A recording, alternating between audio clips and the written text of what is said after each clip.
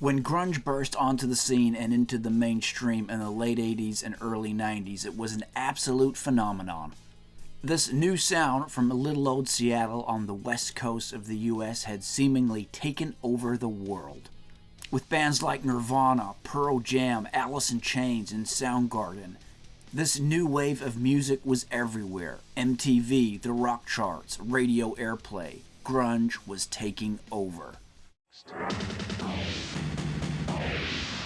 Hi, I'm Kurt Loder with an MTV News special report. The body of Nirvana leader Kurt Cobain was found in a house in Seattle on Friday morning, dead of an apparently self-inflicted shotgun blast to the head. But then we fast forward to April of 1994, and a serious blow was dealt to the grunge movement when lead singer of Nirvana, Kurt Cobain, tragically took his own life at the age of just 27.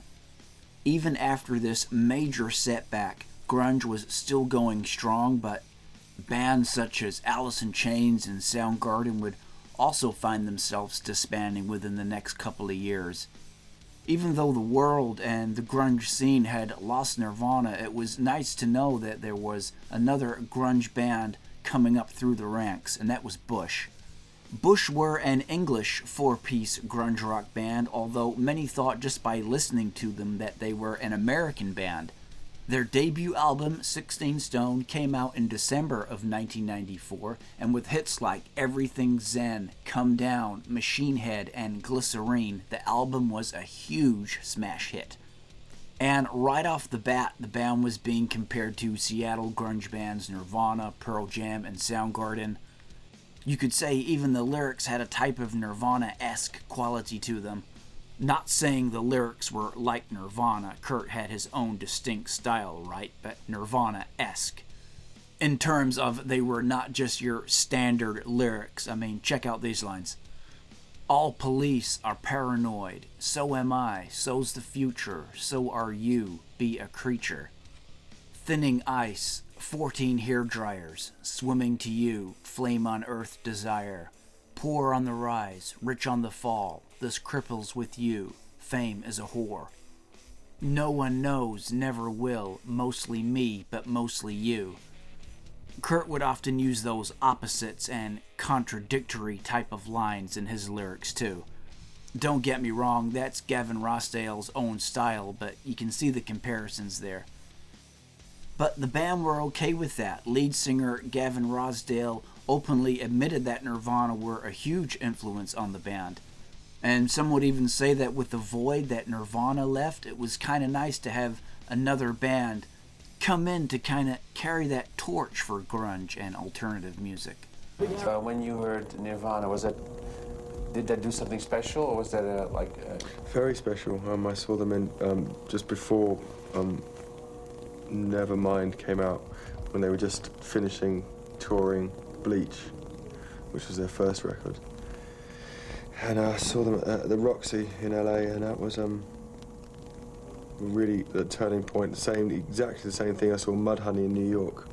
And seeing Mudhoney and seeing Nirvana made me understand that I did have a place in with making rock music, you know, because poodle rock music, kind of big hair bands were really successful then.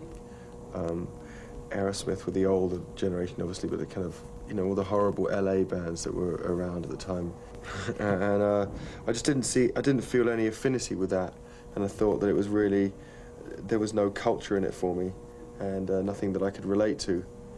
And yet when I saw Nirvana, it had all the kind of elements of all the punk stuff that I'd grown up on and really loved, and all the futurism of the really good melodies, which are sort of timeless, and the kind of passion and energy with which was the only way I thought that you should play music.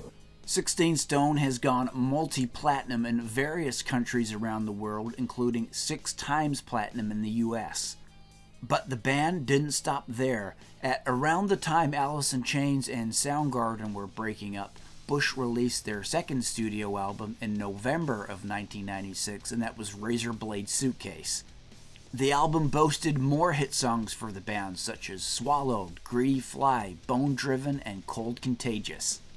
The album was even more grunge and alternative than their debut, and was recorded with engineer Steve Albini, who had worked with Nirvana on their final studio album In Utero.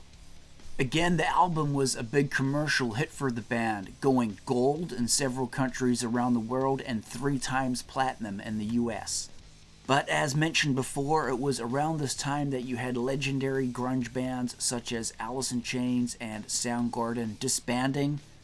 And in fact, it is widely regarded in the music circles that this album, Razorblade Suitcase, was the last major grunge album of the 1990s.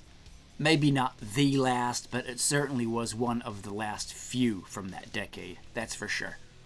But Bush had made their mark. They had come in at a time where one of the biggest bands in the world, Nirvana, had just ended, and helped keep things going for the grunge and alternative music scene. And to date, Bush is still going strong, having released their album The Kingdom in July of 2020. That is the band's 8th studio album.